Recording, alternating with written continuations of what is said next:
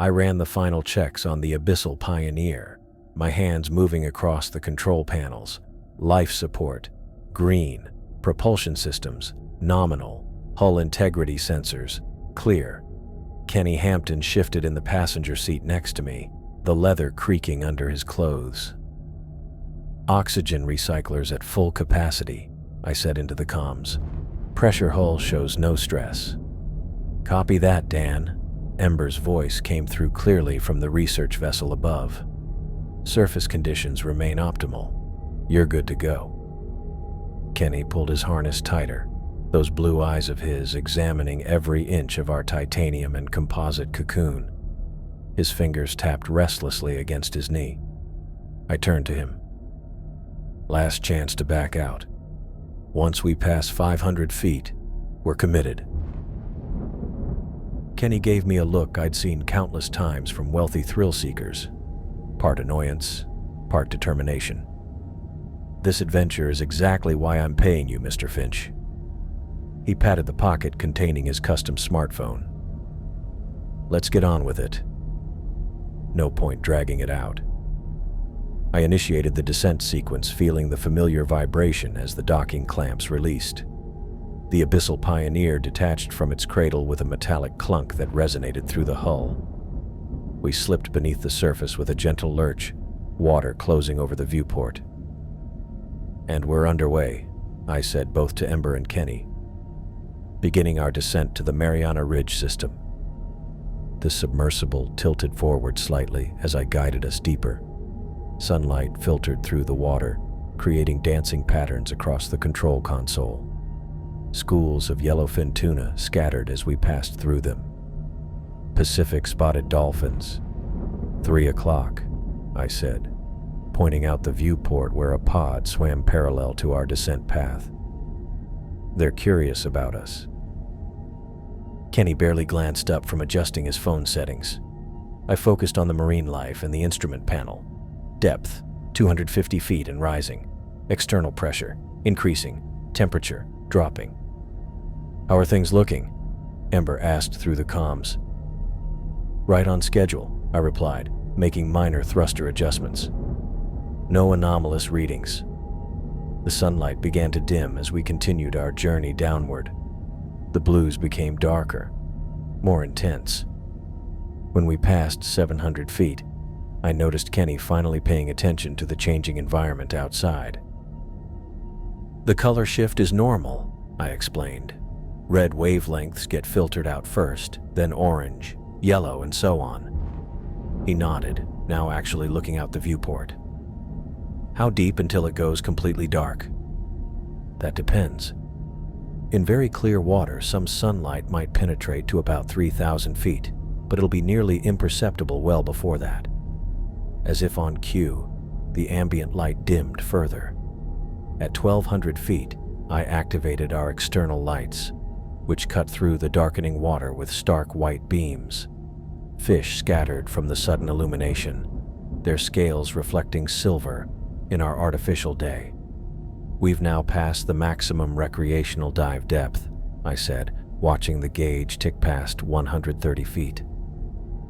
No human could survive at this depth without a pressure vessel like ours. Kenny seemed unimpressed.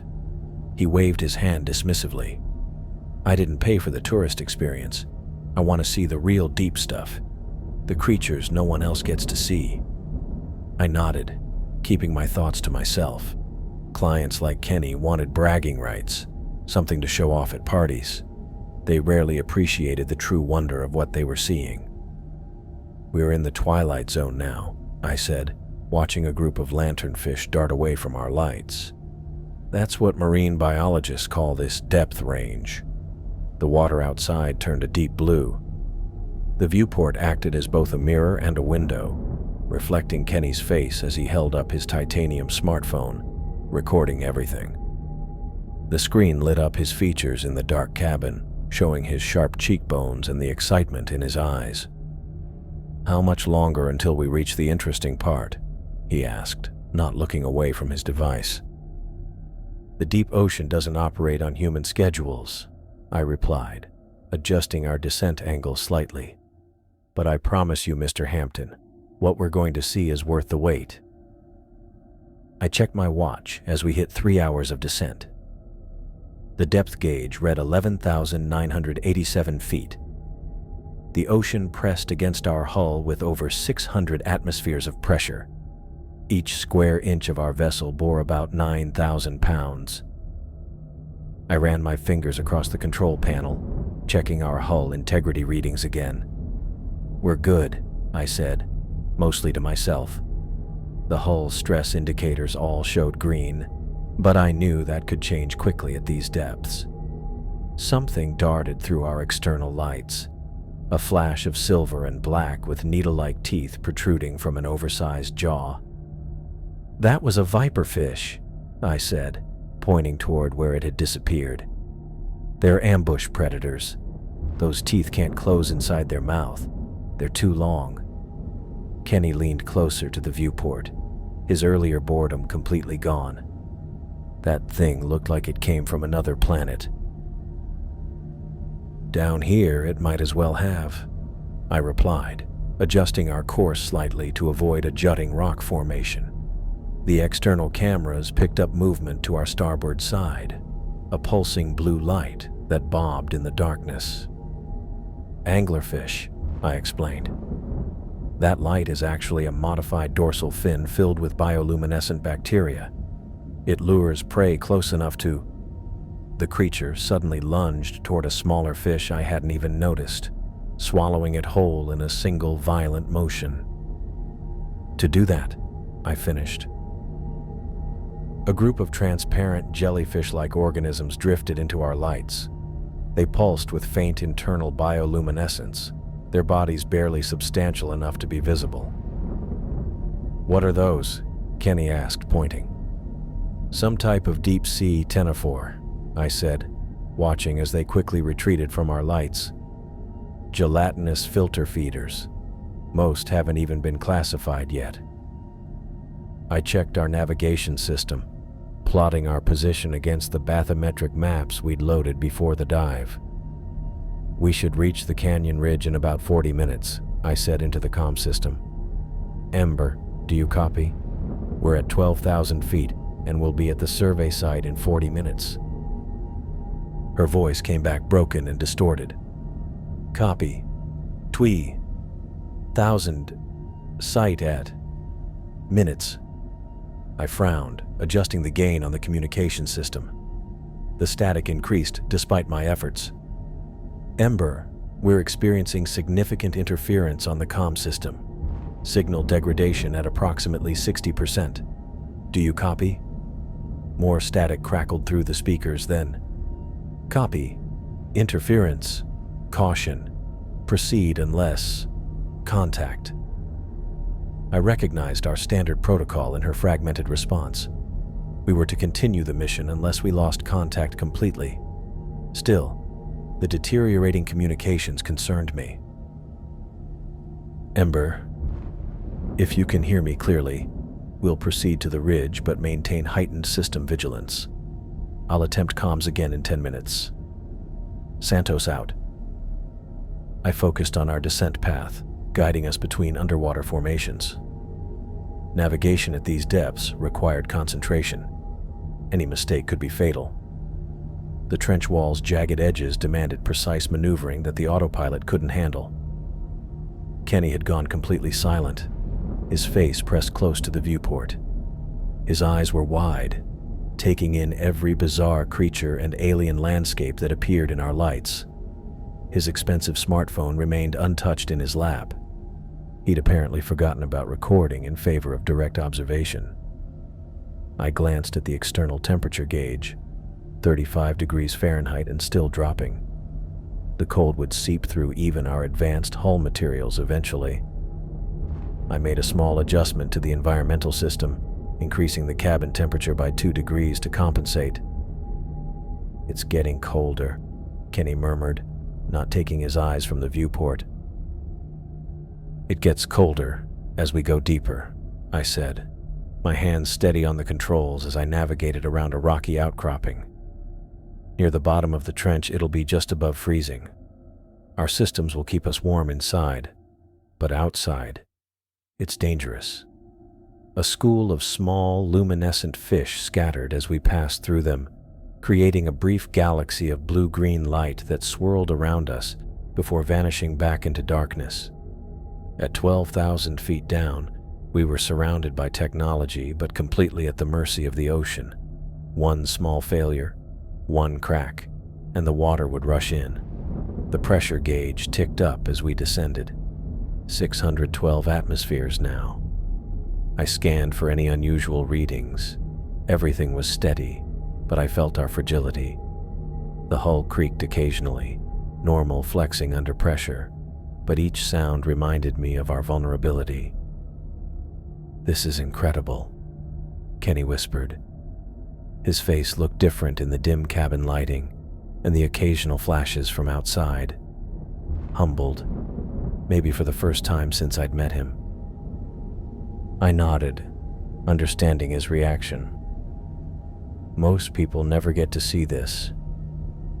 We're deeper than the wreck of the Titanic right now. Fewer people have been to these depths than have walked on the moon. As we moved down the underwater cliff, I saw life clinging to the rocks, tube worms, crabs, and colonies of unknown organisms. This ecosystem thrived in isolation from the surface, relying on chemicals instead of sunlight. I tried the comm system again. "Ember, this is Santos.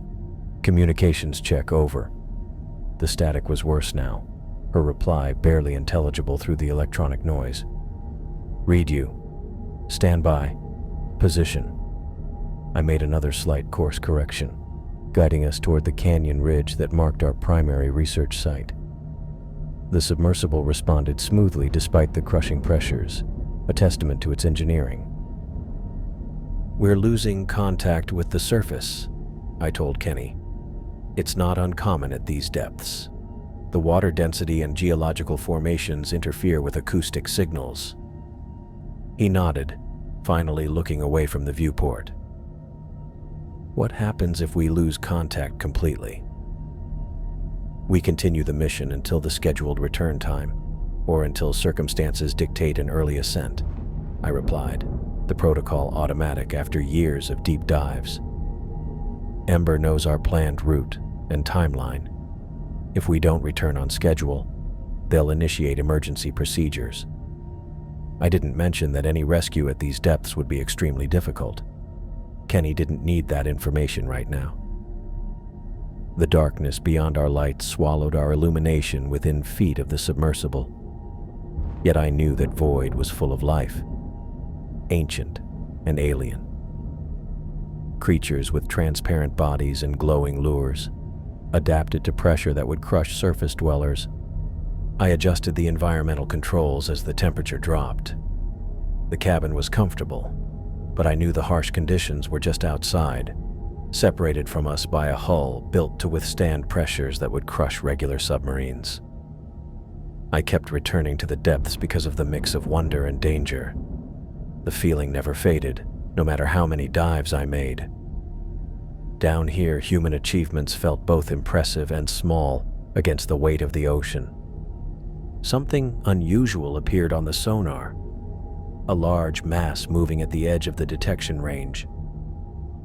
I leaned closer to the display, adjusting the gain to get a clearer reading. "We have something on sonar," I told Kenny, who was still taking video of the bizarre deep-sea landscape outside our viewport. "Could be a school of fish gathering, or maybe just a geological anomaly. Hard to get a clean read at this distance." Kenny lowered his phone and scooted forward in his seat. "What kind of fish live this deep? At this depth? Not many species can handle the pressure and cold." I kept my eyes on the sonar, tracking the mass as it moved with surprising speed for its size. But something's not sitting right with this reading. The mass is too large to be typical for this depth. "What's the biggest thing we could run into down here?" Kenny asked, a note of concern creeping into his voice for the first time since we'd started our descent. I considered his question while continuing to monitor the anomaly. "Giant squid occasionally come this deep," though they typically stay higher in the water column. There are sleeper sharks too, Greenland and Pacific species that can grow up to 20 feet long. I tapped the screen where the mass was showing, but honestly, nothing should match the size we're seeing on this sonar. This reading suggests something significantly larger. Kenny pressed his face closer to the viewport, as if hoping to catch a glimpse of whatever was out there. How big are we talking? Based on this return, at least 40 feet, maybe larger. I adjusted our course slightly, trying to maintain a safe distance while still getting better data. But that doesn't make sense. Nothing that size should... The mass suddenly disappeared from the sonar. I swept the detection field, widening the range, but found nothing. "It's gone," I said, frowning at the empty display. Could have been equipment error, I suppose. These systems aren't perfect at extreme depths. I focused on our mission and adjusted our course to avoid the underwater ridge. The volcanic landscape featured twisted spires of mineral deposits that jutted up from the seafloor. "We're approaching the hydrothermal vent field," I said, activating our sampling systems. "I'm going to record depth measurements and take some water readings." The sensors showed the water temperature rising near the vents. Black smokers released mineral-rich water from cracks in the earth, forming chimneys of metals and sulfur that had built up over time. What fascinated me were the extremophile ecosystems that thrived here. Life existed in one of the most hostile environments on Earth, cut off from sunlight and relying on chemosynthesis instead of photosynthesis. "See those white patches around the vents?" I pointed out to Kenny. "Those are bacterial mats, microorganisms that convert chemicals from the vents into energy. Then you have these tube worms with no mouths or digestive systems. They rely entirely on bacteria living inside them to convert hydrogen sulfide into food." Kenny seemed genuinely interested now, recording the alien landscape with his phone. "These creatures can survive under high pressure, cold temperatures, and toxic chemicals that would kill surface life." I guided us closer to a vent. "Some scientists think these conditions might be similar to those on other worlds like Europa or Enceladus." I prepared the external manipulator arm to take samples of the mineral-rich water near one of the larger black smokers. "I'm going to collect some water and sediment samples. These bacterial communities..." The submersible lurched violently to port, throwing both of us hard against our harnesses. My head slammed into the side panel, and warning lights flashed across the control console. "What the hell was that?" Kenny gasped, grabbing the armrests of his seat. I quickly scanned the damage indicators, heart pounding as I assessed our situation. "Hull integrity at 92%. We took some kind of impact. Something hit us?" Kenny looked around wildly, eyes wide. "Or we hit something." I activated the external cameras, cycling through different angles to try to identify what had caused the collision. The lights illuminated nothing but empty water and distant rock formations. "I don't see anything unusual," I said, continuing to scan. "No obvious threats, no large marine life, nothing that could have caused that kind of impact." I reached for the communication system, needing to report the incident to the surface. "Ember, this is Abyssal Pioneer. We've experienced an impact at depth. Hull integrity at 92%. Please advise on protocol. Over." The speaker crackled with static. I adjusted the frequency and tried again. "Ember, do you copy? This is Abyssal Pioneer reporting an impact event. Please respond." More static filled the cabin. No words, no acknowledgement, just the harsh sound of interference and dead air. I was halfway through running a diagnostic on our hull integrity systems when another impact slammed into us. Harder than the first, with a precise, targeted feel that sent a chill through me. This wasn't random. This was deliberate. What the hell was that? Kenny gripped his armrests, knuckles white. I didn't answer immediately. My eyes were fixed on something sliding across our upper hull, visible through the viewport for just a few seconds. Ancient, scarred, grayish-white skin stretched over a massive form, covered with what looked like barnacles and parasitic hitchhikers clinging to its weathered surface. "It can't be possible," I whispered, my mouth suddenly dry. Kenny leaned forward in his seat. "What? What did you just see?" Before I could answer, the communication panel erupted in a shower of sparks. Smoke curled from the console as the system died completely, the small monitoring screen going black. "Damn it!" I slapped the emergency ventilation switch to clear the acrid smell. "We've lost the comm system. The impact. It hit exactly where our external antenna array is mounted." Kenny's eyes widened. "That's specific. It wasn't an accident." I took a deep breath, trying to steady my voice. "Based on what I just saw out there, we're being hunted by a Carcharicles megalodon." Kenny stared at me blankly for a moment before letting out a short, nervous laugh. "Oh, what? Those things are extinct. Have been for millions of years." "I know what I saw." I pulled up the thruster controls, trying to increase our distance from whatever was out there. "You're saying a prehistoric shark that's supposed to be extinct for—" The submersible lurched violently as something massive struck us from the port side. The impact was so powerful it sent us into a spin, throwing us against our harnesses. Warning lights flashed across the console as the power fluctuated, the lights dimming before emergency systems kicked in. I fought with the controls, trying to stabilize our position. Nothing happened when I engaged the port thrusters. The diagnostic display confirmed what I already feared. The port thruster was completely unresponsive. No.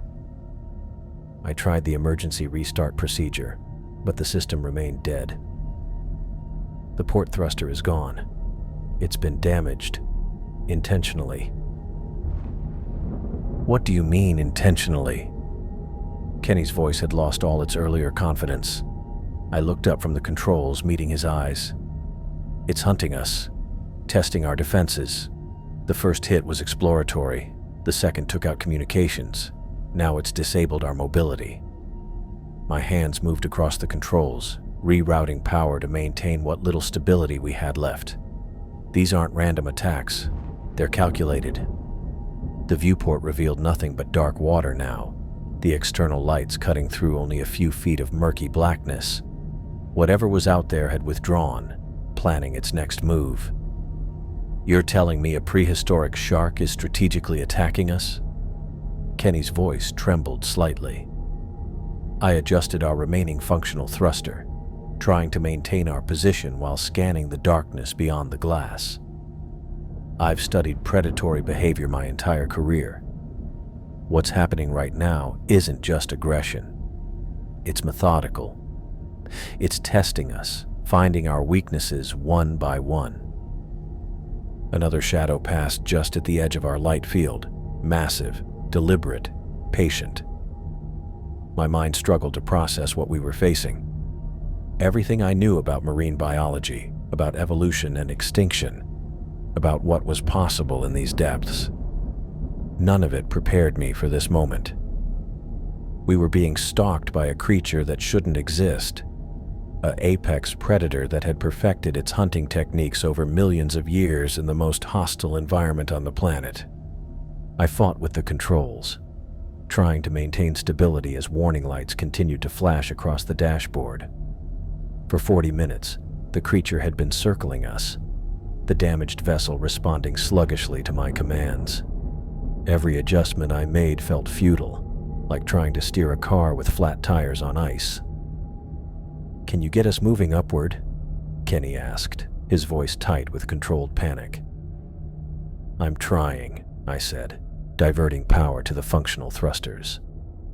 "But we're working with less than half our normal capabilities." A massive shadow passed overhead. momentarily blocking the light from our external lamps. The sight of it still seemed impossible. A creature over 60 feet long with a broad, blunt snout and a tail that could propel it with terrifying speed. Each time it circled back into view, I could see the rows of serrated teeth when its mouth opened, each one bigger than my hand.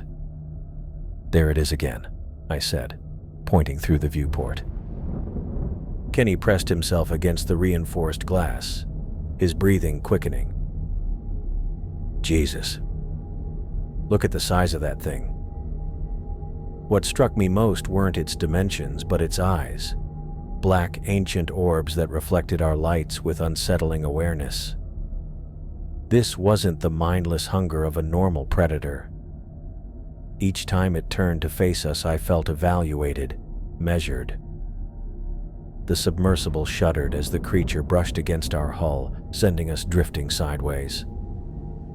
"It's pushing us," I said, working the remaining thrusters to counter our movement. "It keeps nudging us toward that canyon edge." Kenny gripped his seat. "Can't you stop it?" "With what?" "We're in its domain with damaged equipment."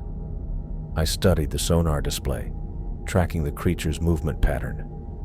Every hit has been calculated. "Look at this." It took out communications first, then mobility. But it hasn't breached the hull. "Maybe it can't," Kenny suggested. I shook my head. A creature that size could tear through our hull if it wanted to. These impacts are precise, tactical. The creature appeared again, this time directly in front of the viewport. For a moment, it hung there, its massive eyes studying us with what I could only describe as cold intelligence. Then it banked sharply and slammed into our right side.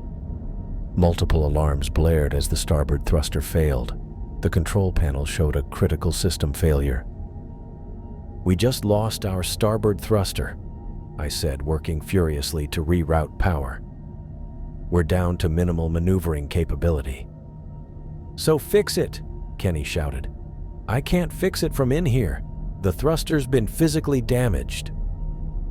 I gestured to the external camera feeds, which showed twisted metal where the starboard thruster housing had been crushed. "This thing knows exactly what it's doing." Another impact sent us sliding toward the deep canyon that our maps showed dropped off to unexplored depths.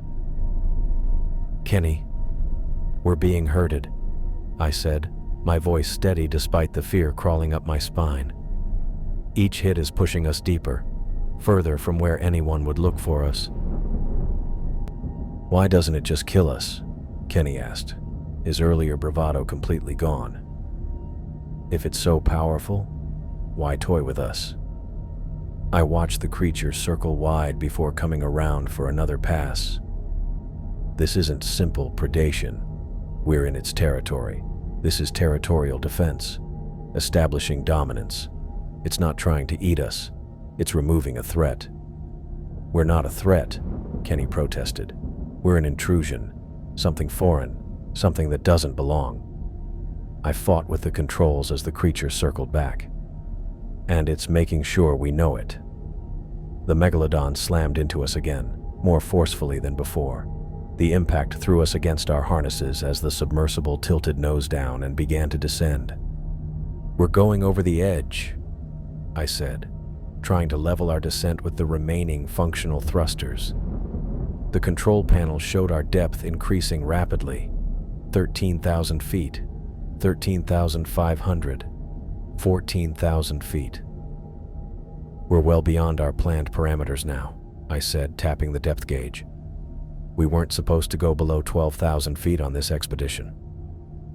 Kenny leaned forward, eyes wide. "Can we get back up?" I checked the life support systems, feeling my stomach tighten at the readings. "We have approximately 5 hours of air remaining, with one thruster partially working." I let the sentence hang. We were sinking deeper into an unexplored canyon, hunted by a creature that shouldn't exist, with failing systems and limited air. I kept my eyes fixed on the external cameras, watching for the next attack. knowing that each one was methodically, deliberately guiding us exactly where the ancient predator wanted us to go. I flinched as the megalodon materialized directly in front of the viewport, its prehistoric eye examining us with cold, predatory calculation.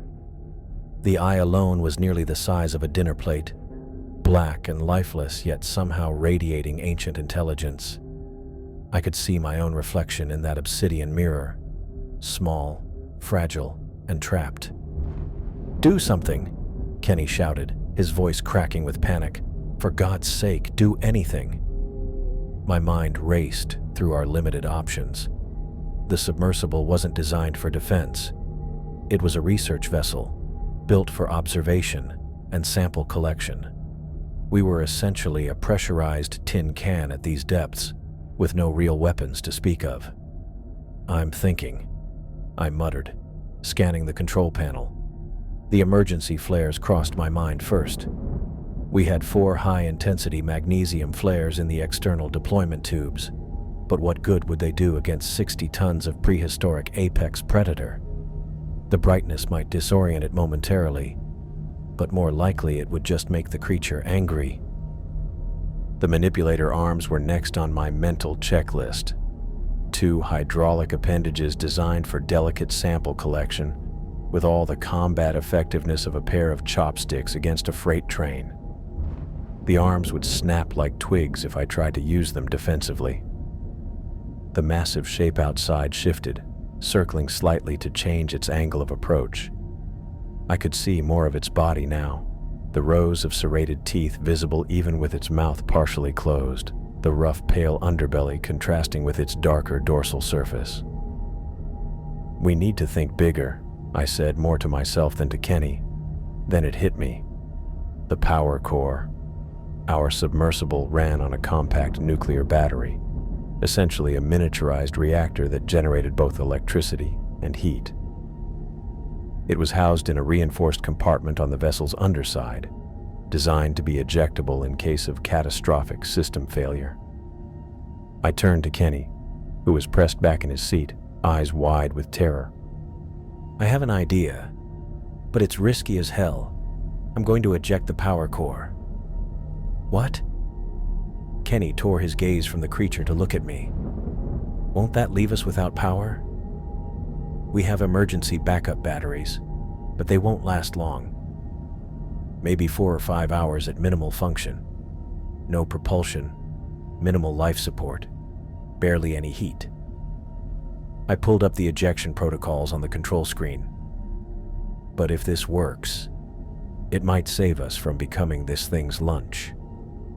And if it doesn't, then we're stuck in a dead submersible with no way to call for help, slowly freezing to death while we wait for our air to run out." I met his eyes directly. "Unless the megalodon finishes us first." Kenny swallowed hard, then nodded. "Do it." The creature circled back into view, positioning itself for what I recognized as an attack posture. This wasn't random. It had methodically disabled our communications, then our propulsion.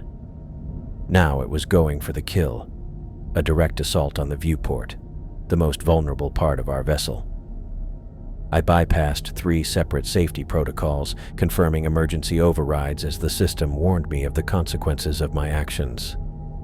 The final authorization required a physical key turn and button press combination. "Brace yourself," I shouted, twisting the key and slamming my palm onto the red button. The submersible shuddered violently as locking mechanisms disengaged. There was a deep metallic groan followed by a sudden lurch as the nuclear battery detached from the vessel's underside. Through the downward camera feed, I caught a glimpse of the cylindrical power core tumbling into the darkness below us, spinning slowly as it descended into the abyss. The emergency lights kicked in immediately, dim red bulbs casting an eerie glow throughout the cabin as primary power cut out. The temperature dropped almost instantly. I counted in my head. 1. The megalodon's eye seemed to track the falling object, its massive body twisting slightly in the water. 2. Kenny and I sat in absolute terrified silence, neither of us daring to breathe. 3. I shielded Kenny's eyes with my arm as the water beneath us blazed with blinding light. The core's containment had failed exactly as I'd planned. A controlled meltdown designed to create the maximum electromagnetic disturbance without a full nuclear event. "Don't look directly at it," I warned, squinting against the intense glow myself. The electromagnetic pulse from the miniature meltdown surged through the water like a silent thunderclap. I could almost feel it passing through the hull, making the few remaining operational instruments flicker. The burst was followed by an intense thermal bloom that lit up the abyss around us. The previously dark water now boiled with energy, casting eerie shadows across the control panel. I leaned toward the viewport, carefully observing the effects. The megalodon's reaction was immediate and violent. Its massive body, easily visible in the unnatural light, convulsed as if struck by lightning. The creature's specialized electroreceptive organs, the ampullae of Lorenzini that sharks use to detect the minute electrical fields of prey, were completely overwhelmed by the massive surge. "It's working," I whispered, more to myself than to Kenny. The ancient predator thrashed in apparent agony, its entire body contorting in ways that seemed impossible for something so large. Its sophisticated hunting senses, evolved over millions of years to make it the perfect predator, were now its greatest weakness. I watched as the disoriented Leviathan began to circle erratically, its movements no longer displaying the calculated precision of before. After a few chaotic spirals, the massive shark turned and disappeared into the darkness beyond our field of vision. The light from the core meltdown was already fading, making it harder to track the creature's retreat. The submersible gave a slight shudder as the emergency batteries engaged, providing minimal lighting in the aftermath. The soft red glow of the backup systems cast an ominous pall over the interior. Most of the displays were dark now, with only the essential life support monitors still functioning. Kenny and I sat in complete silence. The only sounds were our breathing and the occasional ping of cooling metal as the submersible adjusted to the sudden power loss. The temperature was already noticeably dropping. Minutes passed like hours. I kept my eyes fixed on the viewport, searching for any sign of movement in the darkness beyond. The water had returned to its natural black state, with only our feeble emergency lights providing any illumination. After what must have been 5 or 6 minutes of tense silence, Kenny whispered, "Is it gone?" I nodded slowly, still scanning the darkness. "For now." The electromagnetic pulse would have overloaded its sensory organs. It's probably blind and disoriented, trying to reorient itself away from what it perceives as danger. "So we're safe?" The hope in his voice was palpable. "From the megalodon?" "Temporarily." I turned to face him, knowing I needed to be brutally honest about our situation. "But we have bigger problems now. We have no propulsion system, limited life support, no communications, and the temperature is going to drop rapidly." Kenny's face fell as the reality of our situation sank in. "So we traded one death for another?" "Not necessarily." I reached for the emergency panel, flipping open a small plastic cover and pressing the button underneath. A small green light began to blink steadily. "I've activated the emergency beacon. It's transmitting our location to the surface." "Will they come for us?" Kenny asked, pulling his jacket tighter around himself as the cold began to seep in. "Standard rescue protocols will engage after we miss 2 consecutive check-ins," I explained, checking my watch. "We were due to report 30 minutes ago, so they'll be expecting another communication in 3.5 hours. When we miss that one, they'll declare an emergency and dispatch a rescue submersible." Kenny leaned forward, his breath now visible in the increasingly cold cabin. "How long will that take?" I did some quick mental calculations, factoring in preparation time, descent rate, and search patterns. Best case scenario? 18 hours. 18 hours. Kenny's voice cracked slightly. Can we last that long? I glanced at the life support readouts, now showing minimal functionality. The oxygen recyclers were operating at reduced capacity, and the heating system was running on emergency power only. We're going to find out, I said, meeting his eyes directly. It's going to get very cold in here, and the air will get thinner. But if we stay calm and conserve our energy, we have a fighting chance. Kenny nodded slowly, seemingly resigned to our new reality. In the dim red emergency lighting, his face looked gaunt and older than it had just hours before. I turned back to the viewport, staring into the impenetrable darkness of the deep ocean. Somewhere out there, the megalodon was recovering from the assault on its senses. And here we were, trapped in a powerless metal tube, hoping help would arrive before our air ran out, or the cold claimed us. The cold was already creeping into my fingers and toes. I flexed them to keep the blood flowing, knowing this was just the beginning of what would be a long, difficult wait. I monitored the temperature gauge as the digital readout dropped another degree, 37 Fahrenheit inside the cabin. Not immediately lethal, but with each passing hour, the cold was becoming a serious problem. I pulled the metallic emergency thermal blanket tighter around my shoulders.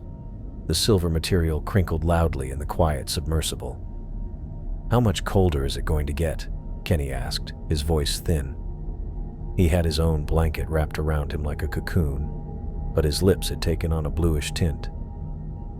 It'll level out around 33, 34 degrees, I said. The water outside is actually warmer than in here now. These hulls are designed to keep heat in, not out.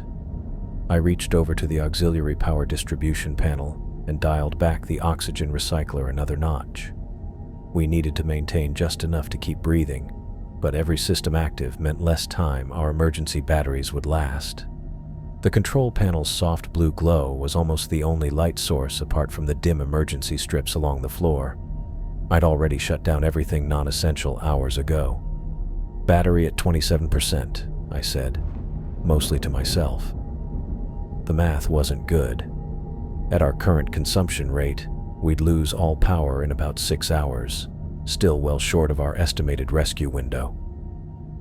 Kenny nodded, but said nothing. His earlier panic had given way to a quiet resignation that was almost worse. I turned back to the viewport and scanned the darkness beyond. No sign of movement.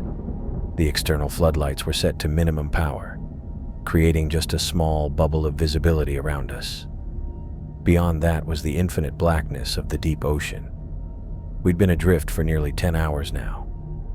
The emergency beacon continued to blink steadily, our only connection to the world above. I flexed my fingers, trying to restore circulation. They moved sluggishly, the cold making fine motor control increasingly difficult. You should try to sleep, I told Kenny.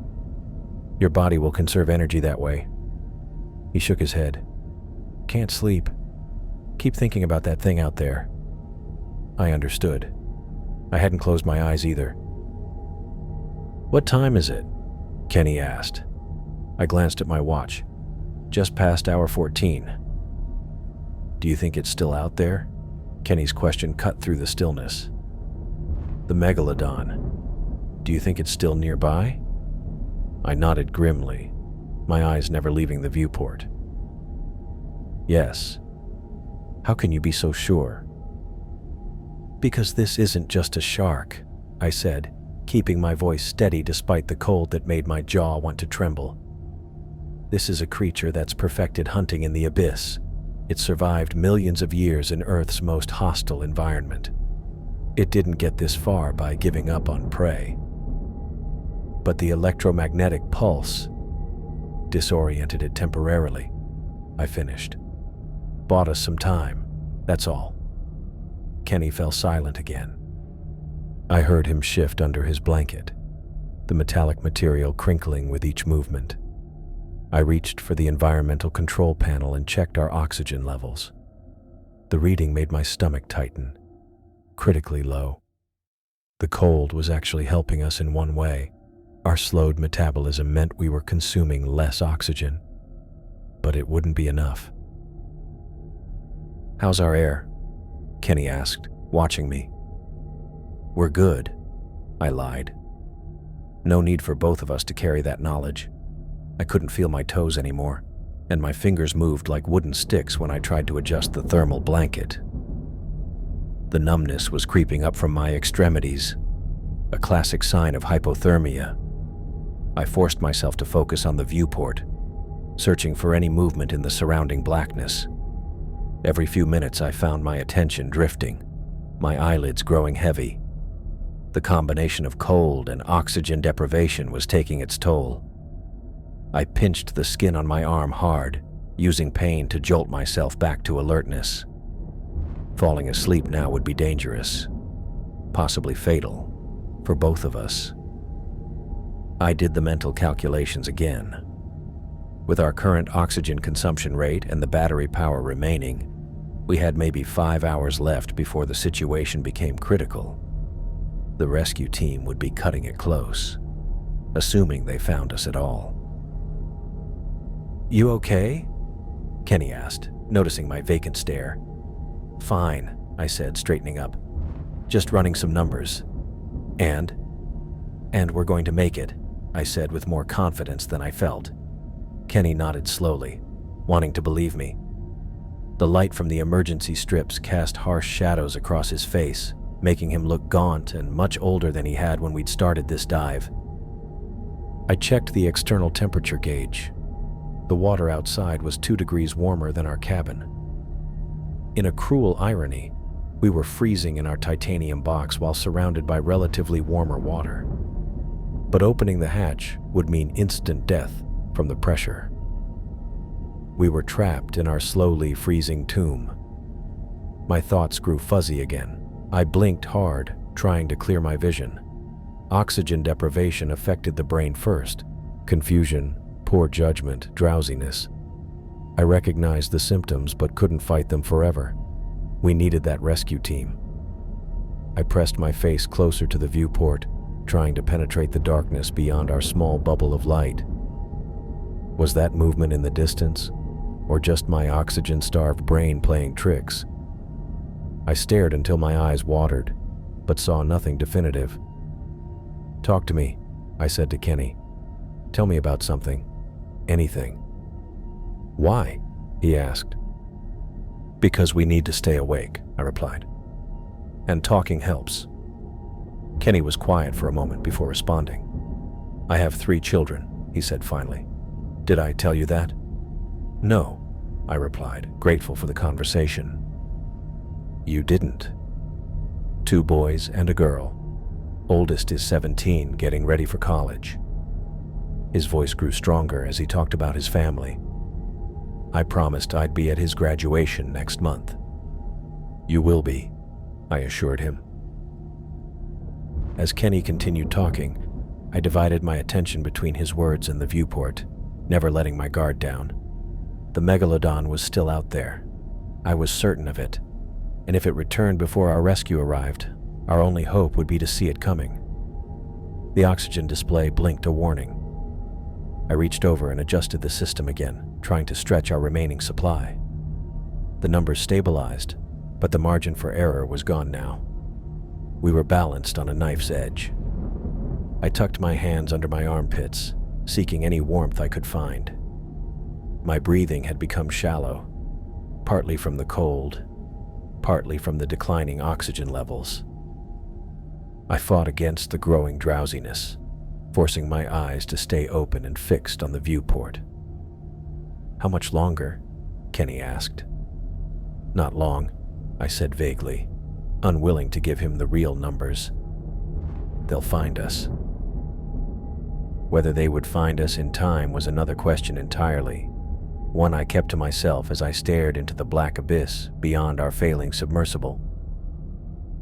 I spotted lights in the distance at hour 17. my vision blurred from the cold and oxygen deprivation, but there was no mistaking that faint glow piercing through the blackness of the deep. The oxygen display on the control panel blinked red. We had maybe 20 minutes left. Maybe less. "Kenny," I said, my voice barely audible even to myself. My tongue felt thick, uncooperative. "Kenny, look." He didn't respond immediately. The cold had gotten to him worse than me. His skin had taken on a waxy pallor hours ago, and his movements had grown increasingly sluggish. I reached out with numb fingers and tapped his knee. He stirred, lifting his head. His eyes were unfocused. "Rescue," I managed. I pointed toward the viewport. "Lights." The vessel was clear now. The Poseidon, a top deep-water rescue submersible in the Pacific Fleet. I recognized its shape, the forward lights piercing the dark. Relief hit me, but I didn't have the energy to show it. That's Dean Riley piloting," I said. Dean was one of the best rescue pilots in the business. We'd worked together on 3 previous expeditions. If anyone could get us out of this mess, it was him. "We're going to be okay." Kenny tried to sit up straighter, but the effort seemed too much. He slumped back against his seat, a weak smile touching his blue-tinged lips. "Thank God," he whispered. I tapped the communications panel out of habit, forgetting it had been fried hours ago. We had no way to contact the Poseidon directly. All we could do was wait as it maneuvered closer, its powerful lights now fully illuminating our crippled vessel. The Poseidon approached with precision, gradually growing larger in our viewport. I made out Dean's face through his own viewport as he brought his vessel alongside ours. His expression was etched with concern as he examined the condition of our submersible. I raised a weak hand in greeting, hoping he could see me. A gentle jolt rocked our vessel as the Poseidon's mechanical arms extended, guiding towing cables toward our hull attachment points. I heard the metal-on-metal contact as the cables locked into place, sending vibrations through our craft. "Got us," I said to Kenny, who nodded weakly in response. As the rescue started, I scanned the dark water below us, looking for any movement or anything that seemed out of place. The Megalodon was still out there. I knew it for sure. A second jolt indicated that the cables had fully secured.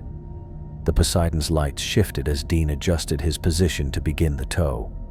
I kept my eyes fixed on the black void beneath us, half expecting to see those rows of teeth materialize again, to feel the massive impact of the creature against our hull one final time. Nothing appeared, but that didn't mean it wasn't watching, waiting.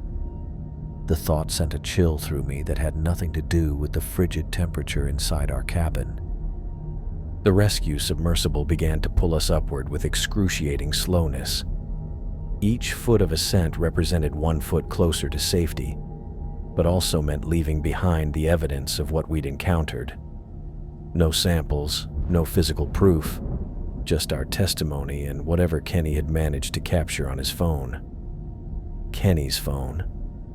I glanced over at him. The device was clutched loosely in his hand, probably out of battery by now.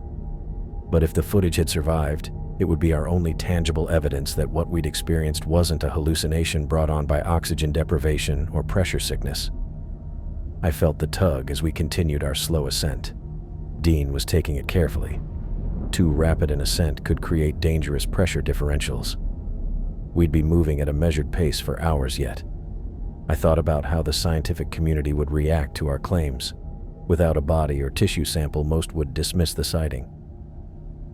Mistaken identity, they'd say. Confusion due to conditions. Equipment malfunction. I'd heard it all before when other divers and submersible pilots reported unusual sightings.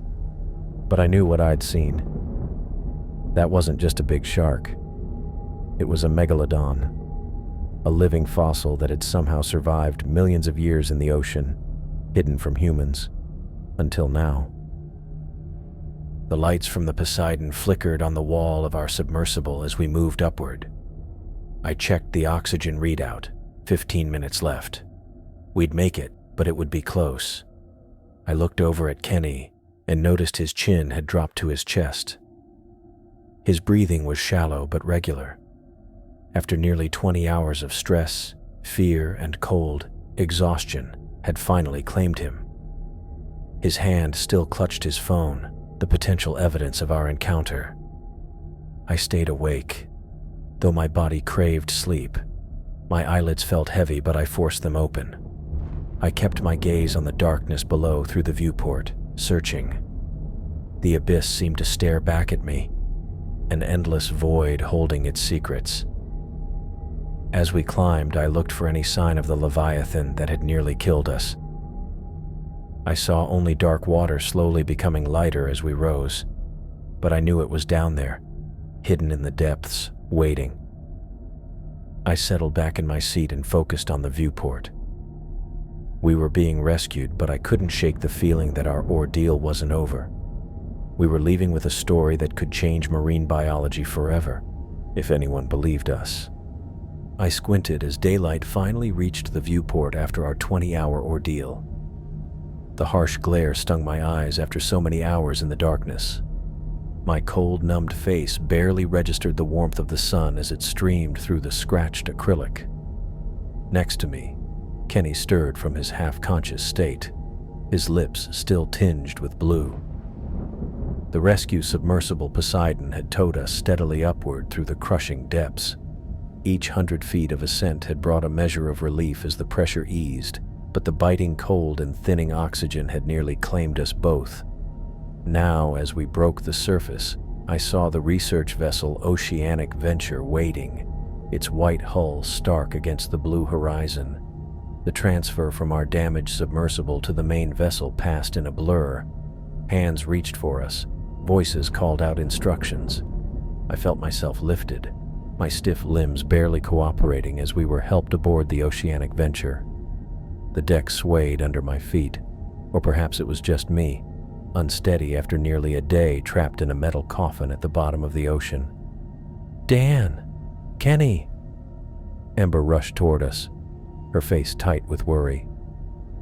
She directed the medical team that swarmed around us. "Get them to the infirmary now." The ship's medical bay was small but efficient. The staff checked our vitals, core temperatures, and oxygen levels. A doctor, I didn't catch his name, shined a light in my eyes and asked me to follow his finger. Kenny lay on an adjacent bed, looking smaller somehow, stripped of the confidence he'd worn like expensive cologne when we'd first descended. "Mild hypothermia," the doctor said to Ember. "Oxygen deprivation. They need warmth, fluids, and rest." Ember handed me a steaming mug of tea, the heat almost painful against my cold fingers. She draped another blanket over my shoulders as I sat up on the examination table. "What happened down there?" she asked, her voice low and urgent. "We lost contact, and then the emergency beacon activated." I took a careful sip of the tea, the liquid burning a path down my throat. "We found something," I said, my voice rough from disuse and dry air. "Something impossible. The submersible was attacked," I cut in. "Systematically disabled by a predator that should have been extinct for millions of years." Ember's expression shifted from concern to confusion. "What kind of predator?" "A megalodon," I said simply, watching her reaction. She blinked, her training in crisis management visibly battling with the absurdity of my claim. "Dan, that's not... Kenny has video." I nodded toward his bed where he was fumbling with his phone, his hands still trembling. "It wasn't equipment failure. It wasn't a geological event. It was a 60-foot prehistoric shark that took out our communications, then our propulsion, then herded us into deeper water." The medical staff paused in their work, exchanges glances that ranged from curiosity to outright disbelief. Kenny raised his phone weakly. "I got it," he said, his voice thin. "I got it on camera." Within an hour, most of the Oceanic Venture's crew had seen the footage. We sat in the ship's mess hall, wrapped in blankets despite the comfortable cabin temperature, as Kenny's phone was passed from hand to hand. The video quality was poor, shot through the submersible's viewport in low light, but clear enough to make out the massive shape that slid past, the ancient eye that stared directly at the camera, the rows of teeth visible when it opened its mouth. The recording showed the precise attacks on our vessel and the calculated way it had circled us. "This changes everything," one of the research assistants whispered, eyes wide. "Or it's just a large Greenland shark," said another crew member, handing back the phone. "The depth and darkness could distort perspective." "No Greenland shark grows to 60 feet, I said, my tea now cold in my hands. "No Greenland shark disables communication systems first, then propulsion. No Greenland shark herds prey." "The footage is compelling," Ember admitted. "But you have to understand how this sounds, Dan. A living megalodon." I nodded, too tired to argue. I knew what we had seen. More importantly, I knew what had seen us. As the debate continued around me, I gazed out the porthole at the ocean stretching to the horizon. The surface was calm, the water a deep blue that hid everything beneath. But I knew with absolute certainty that the megalodon still lurked down there, waiting in the ancient darkness. I hadn't defeated the creature. It had simply allowed us to leave with a story most would never believe. The ship's engines hummed to life. The captain had set course for land, our expedition cut short by the near disaster. I excused myself from the ongoing discussion and made my way to the outer deck. My legs felt stronger now, the warmth returning to my body. I stood at the rail, gripping the cold metal as I gazed out at the vast ocean. The wind whipped my face, carrying the scent of salt and the endless mystery of the deep. 24 hours ago, I had been a respected marine biologist and expedition leader. Now I was about to become either the discoverer of the century or another crackpot claiming sea monsters were real. The ocean kept its secrets well. Humans had explored more of the moon's surface than the deepest parts of our own planet. What else lived down there, unknown to science, uncategorized, unnamed? I understood then that we had returned with more than just footage. We carried a warning about what still dwelled in the unexplored depths of Earth's final frontier. The megalodon wasn't just a discovery. It was a reminder of our ignorance, our arrogance in believing we knew what was possible. I decided then, with the taste of salt on my lips and the memory of those ancient eyes still fresh in my mind, to dedicate the rest of my career to proving the megalodon's existence. I was fully aware of how the scientific community would react, with skepticism, dismissal, even ridicule. My reputation would suffer. My funding might dry up. My peers would distance themselves. And yet I had no choice. I had seen it. I had survived its hunting grounds. The truth was down there, swimming in darkness, waiting to be revealed or remain hidden, as it had for millions of years. I had survived to tell the tale, but the real story was just beginning.